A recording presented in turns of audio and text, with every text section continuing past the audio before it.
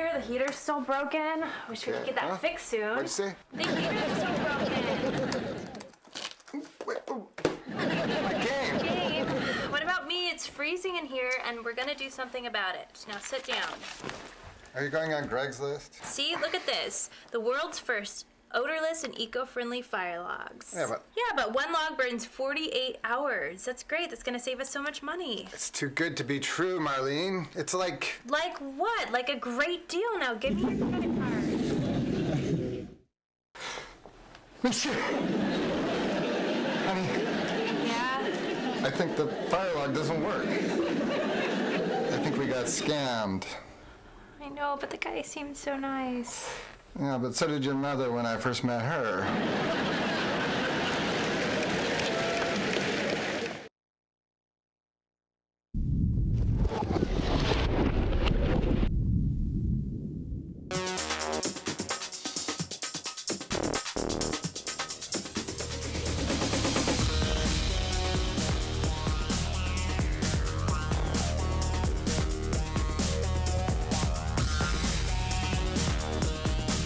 Welcome back, beautiful people.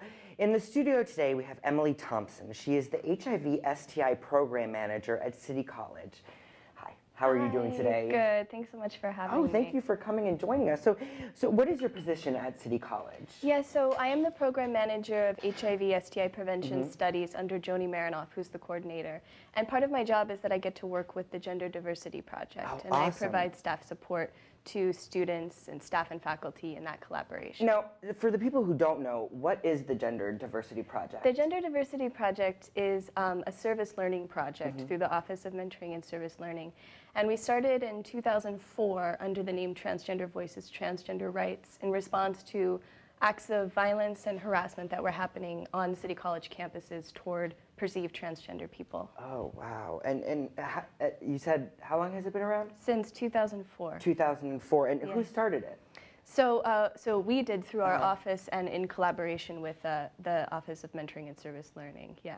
Gotcha. And do you have to be transgender to join the project? No, throughout the years, you know, now we're in our, sixth year, it's been a menagerie of people, non-transgender people. Yeah. The more allies I think that are participating in this work, the richer the work becomes, because I think that, you know, in order to address these kind of root causes of transphobia, you have to have the support of the whole college. And so we've done presentations for the Board of Trustees, for the Chancellor, for instructors. Basically, we're doing a series of campaigns to make City College a safer place for transgender people. Right, and you know, there is a lot of stereotypes and myths about transgender people, you know, male to female, female to male. What do you think CCSF can do to reduce the barriers that exist? Yeah. What can the college do? Yeah, I think, you know, throughout the years and in collaboration also with Ms. Bob, who's the Transgender Outreach and Advocacy Coordinator, a series of efforts have been put forward to make City College a safer place for transgender folks. The reason it comes from the HIV program is that we know that transgender people are disproportionately affected by HIV in San Francisco, and so we like to think of City College as education as being an intervention. So trans people come to City College, they feel safe to be here, then they succeed and they move on. They move on and have a regular normal life. Yeah. So things we like to think about are making our forms at City College more accessible. So not just having a male-female gender marker. Awesome. Making classrooms more safer for transgender students. So not outing people.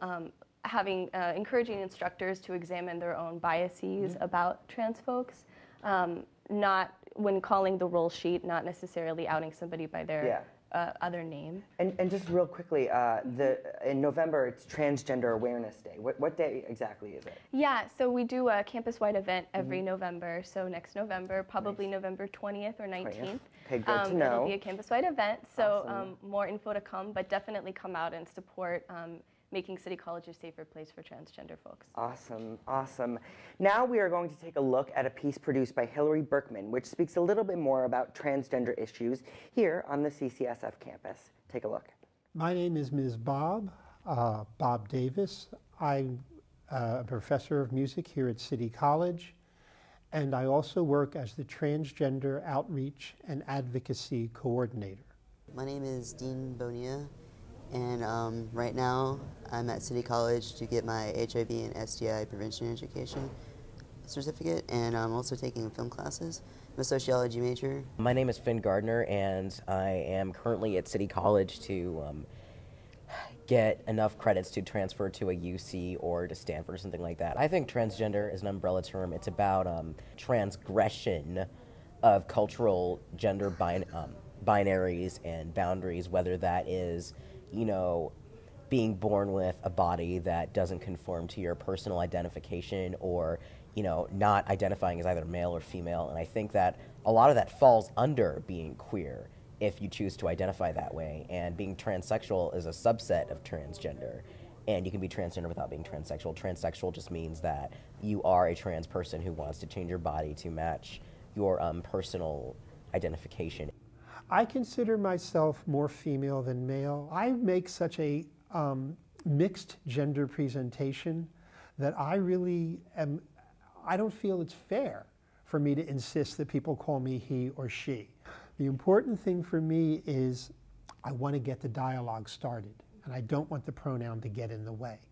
I primarily identify as male, and then I do feel that I have some, you know, genderqueer aspects to myself, but most of that is just because I don't fit into a macho stereotype of masculinity, and I do have, I'd say, a slightly effeminate side, but it's not that intense. I identify as queer because I don't really like fitting into certain labels of what my sexuality is or whatever, or my gender expression. Most people can be not on a gender binary in the way that they express themselves, but not exactly identify as transgender. And I think that if you look at it that way, then it's not that big of a deal to know somebody who's transgender, or because we're all different in the way we express ourselves. And sometimes we might even, repress that because of what society puts upon us and how we're supposed to be. To tell a transgender person, you don't have to do that, shows a tremendous lack of understanding of the psychology of a transgender person. Because if we don't express ourselves, it ends up in, at very least, ulcers. At worst, ruined lives and drugs and all the things that can lead to. Just spread the awareness that, mind does not equal body where this is concerned, or that, things could happen when somebody was born and they could just turn out to be trans, that it's not a sin, that it's not a choice for a lot of people, it's just who they are.